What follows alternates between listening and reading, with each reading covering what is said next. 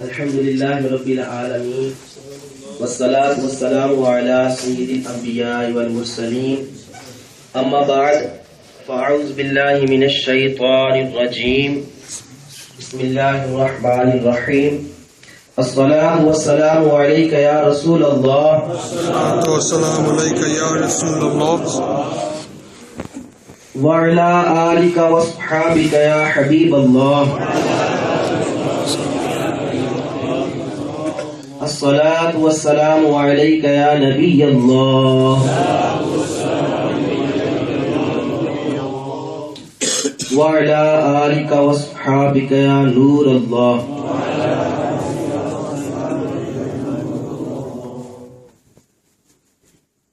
حضور صلی اللہ تعالی علیہ وسلم ارشاد فرماتے ہیں کہ جو بندہ مجھ پر ایک مرتبہ درود پاک پڑھتا ہے اللہ تبارک و تعالی اس بندے پر 10 رحمتیں نازل فرماتا ہے، اور جو 10 مرتبہ درود پاک پڑھتا ہے اللہ اس بندے پر 100 رحمتیں نازل فرماتا ہے، اور جو 100 مرتبہ درود پاک پڑھتا ہے اس بندے کی پیشانی کے درمیان یہ لکھ دیا جاتا ہے کہ یہ بندہ نفاق اور دوزخ کی آگ سے بری ہے، اور اسے قیامت کا دن اللہ تبارک و تعالی شہیدوں کے ساتھ اٹھائے گا. بلند آواز کے ساتھ درود پاک پڑھیے. اللہم صلی اللہ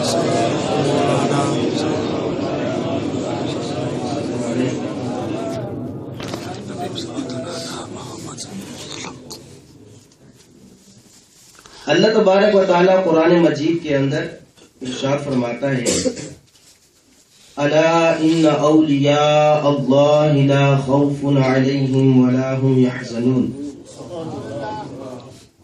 سن لو بے شک اللہ کے ولیوں پر نہ کچھ خوف ہے نہ کچھ غم. پھر ارشاد فرمایا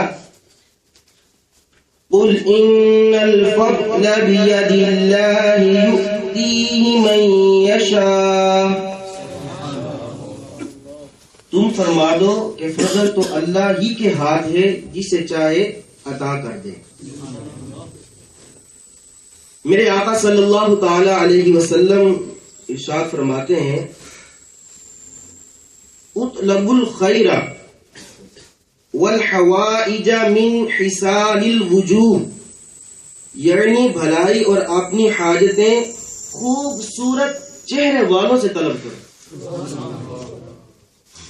اللہ عز و جل کے محبوب دانائے غیوب صلی اللہ تعالی علیہ وسلم فرماتے ہیں من عادى للہ ولیا فقد بارز اللہ بالمحاربۃ، یعنی جو اللہ تبارک و تعالی کے کسی دوست سے دشمنی رکھے تحقیق اس نے اللہ تبارک و تعالی کے ساتھ اعلان جنگ کر دیا. میرے آقا صلی اللہ تعالی علیہ وسلم فرماتے ہیں کہ اللہ تبارک و تعالی نے ارشاد فرمایا کوئی بندہ میرے فرائض کی ادائیگی سے بڑھ کر کسی اور چیز سے میرا تقرب حاصل نہیں کرتا، فرائض کے بعد پھر وہ نوافل سے مزید میرا قرب حاصل کرتا جاتا ہے یہاں تک کہ میں اسے اپنا محبوب بندہ بنا لیتا ہوں، اور میں اس کے کان ہو جاتا ہوں جس سے وہ سنتا ہے، اس کی آنکھ ہو جاتا ہوں جس سے وہ دیکھتا ہے، اور اس کا ہاتھ ہو جاتا ہوں جس سے وہ پکڑتا ہے، اور اس کا پاؤں ہو جاتا ہوں جس سے وہ چلتا ہے. اگر وہ مجھ سے مانگے تو میں اس کو ضرور دوں گا، اگر وہ مجھ سے پناہ مانگے تو میں اسے ضرور پناہ دوں گا. امام فخر الدین رازی رحمت اللہ تعالی علیہ ارشاد فرماتے ہیں کہ اللہ تبارک و تعالیٰ کے نیک بندے اولیاء وہ مرتے نہیں بلکہ ایک گھر سے دوسرے گھر میں منتقل ہو جاتے ہیں. حضور غوث پاک رضی اللہ تعالی عنہ کے والد محترم سید ابو ساحل موسیٰ جنگی رحمت اللہ تعالی علیہ اب بہت ہی پرہیزگار اور خوف خدا رکھنے والے تھے. آپ کا واقعہ یوں تذکرہ غوثیہ کے اندر لکھا ہوا ہے کہ آپ رحمت اللہ تعالی علیہ ایک نہر کے کنارے جا رہے تھے کہ اس نہر کے اندر ایک سیب تیرتا ہوا نظر آیا. آپ رحمت اللہ تعالی علیہ نے اس سیب کو اٹھا لیا اور کھا لیا. ابھی آدھا ہی کھایا تھا کہ فوراً دل کے اندر خوف خدا پیدا ہو گیا کہ پتہ نہیں یہ کس کا سیب ہے.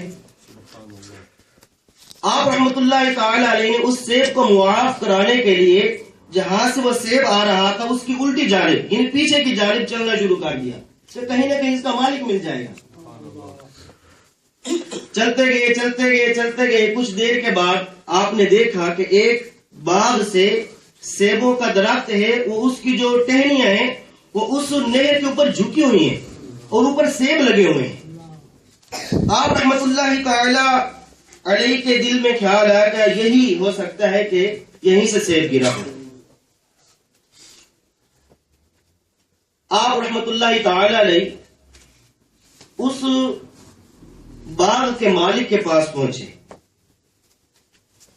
اور اس باغ کے مالک کا نام حضرت عبداللہ سومعی رحمت اللہ تعالی علیہ جیلان شریف کے بہت بڑے مشائخ تھے, اور آپ رحمت اللہ تعالی علیہ نہایت زاہد اور پرہیزگار ہونے کے علاوہ صاحب فضل و کمال بھی تھے.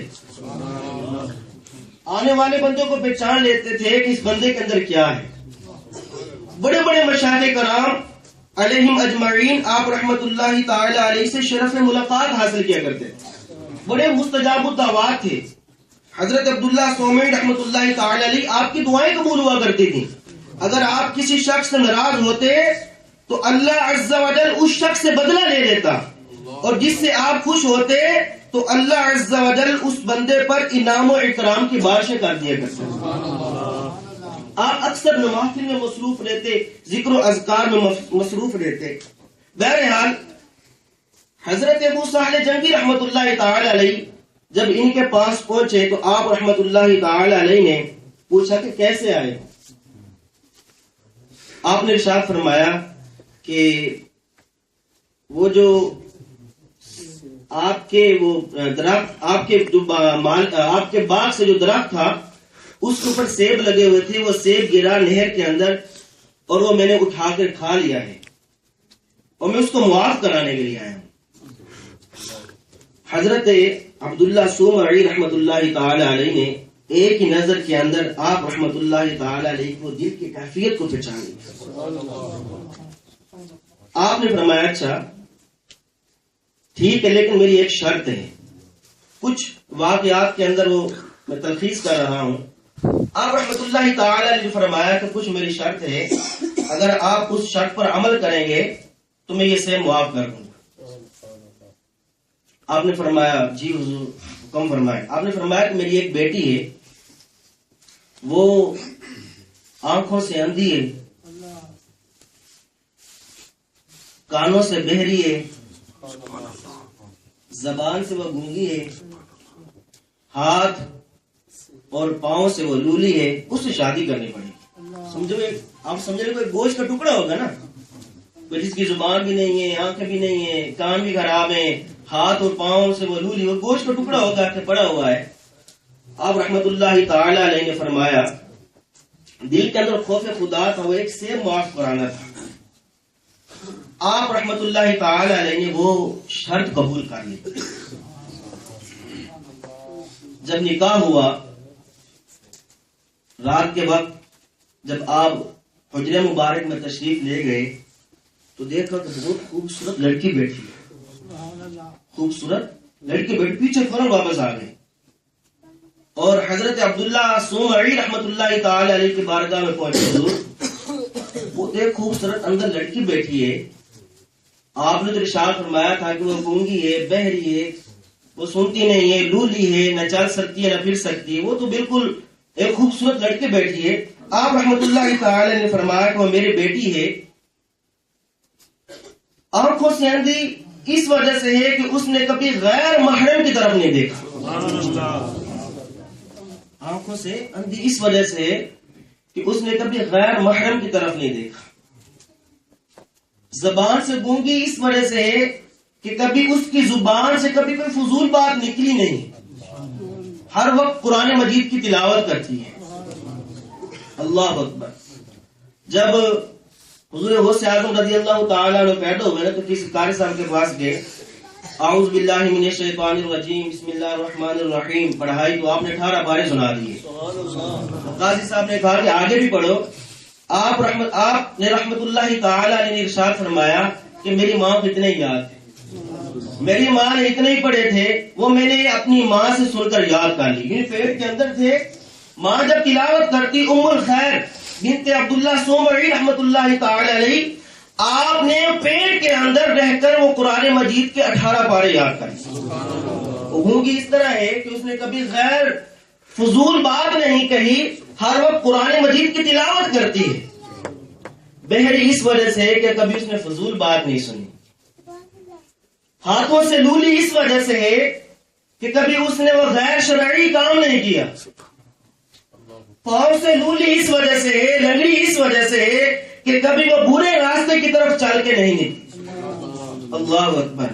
تو میرے میٹھے اور محترم اسلامی بھائیو، جب ماں اس قدر نیک ہو، اللہ تبارک و تعالیٰ کی ولیہ ہو، ہر وقت قرآن مجید کی تلاوت کرتی ہو، اور باپ حضرت ابو صالح جنگی رحمت اللہ تعالی علیہ جن کے اندر خوف خدا اتنا تھا کہ ایک سیب آدھا سیب معاف کرانے کے لیے وہاں پہنچ گئے، تو پھر ان میں سے کون پیدا ہوگا؟ حضور غوث اعظم رضی اللہ تعالی عنہ۔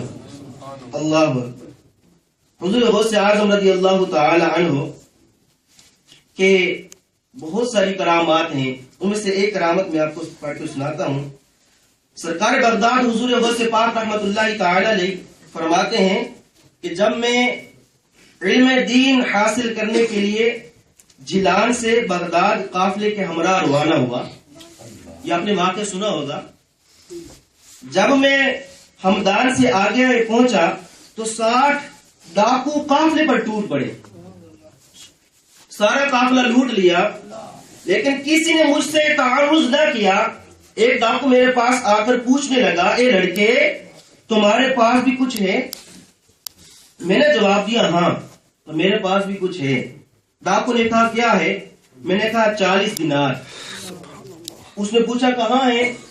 میں نے کہا کہ گڈڑی کے نیچے، یعنی میرے کپڑوں کے نیچے سلے ہوئے ہیں۔ ڈاکو اس راست گوئی کو مذاق تصور کہ بچہ ہے ایسے جھوٹ بول رہا ہوگا، چلا گیا، ہنس کے چلا گیا۔ اس کے بعد دوسرا ڈاکو بھی آیا، اس نے بھی اس طرح سوال کیے، آپ نے یہی جواب دیا، وہ بھی مذاق سمجھتا ہوا چلا بنا۔ جب سب ڈاکو اپنے سردار کے پاس جمع ہوئے تو انہوں نے اپنے سردار کو میرے بارے میں بتایا تو مجھے وہاں بلا لیا گیا۔ وہ مال تقسیم کرنے میں مصروف تھے۔ ڈاکوؤں کا سردار مجھ سے مخاطب ہوا کہ تمہارے پاس کیا ہے؟ میں نے کہا 40 دینار ہیں۔ ڈاکوؤں کے سردار نے ڈاکوؤں کو حکم دیتے ہوئے کہا کہ اس کی تلاشی لو، اس کی تلاشی لو۔ تلاشی لینے پر جب سچائی کا اظہار ہوا تو اس نے تعجب سے سوال کیا، بڑا پیارا جواب دیا، سننے والا ہے کہ تمہیں سچ بولنے پر کس چیز نے آمادہ کیا؟ تمہیں سچ بولنے پر کس چیز نے آمادہ کیا؟ میں نے کہا کہ والدہ ماجدہ کی نصیحت۔ اللہ، والدہ ماجدہ کی نصیحت نے۔ سردار بولا وہ نصیحت کیا ہے؟ میں نے کہا کہ میری والدہ محترمہ نے مجھے ہمیشہ سچ بولنے کی تلقین فرمائی۔ اللہ اکبر۔ میں نے ان سے وعدہ کر لیا تھا کہ میں ہمیشہ سچ بولوں گا۔ تو ڈاکو کا سردار رو کر کہنے لگا کہ یہ بچہ اپنی ماں سے کیے ہوئے وعدہ سے منحرف نہیں ہوا، اور میں نے ساری عمر اپنے رب عز و جل سے کیے ہوئے وعدے کے خلاف گزار۔ اس وقت وہ ڈاکو سردار اپنے وہ چیلے ڈاکو سمیت میرے ہاتھ پر طیب ہوا اور قافلہ لوٹا ہوا مال واپس کر دیا۔ نگاہ ولی میں یہ تاثیر دیکھی، بدلتی ہزاروں کی تقدیر دیکھی۔ اللہ تعالیٰ سے دعا ہے کہ ہمیں بھی سچ بولنے کی توفیق عطا فرمائے، ہر وقت قرآن مجید ذکر و اذکار کرنے کی توفیق عطا فرمائے۔ آمین بجاہ النبی آمین صلی اللہ علیہ وسلم۔ صلو علی الحبیب۔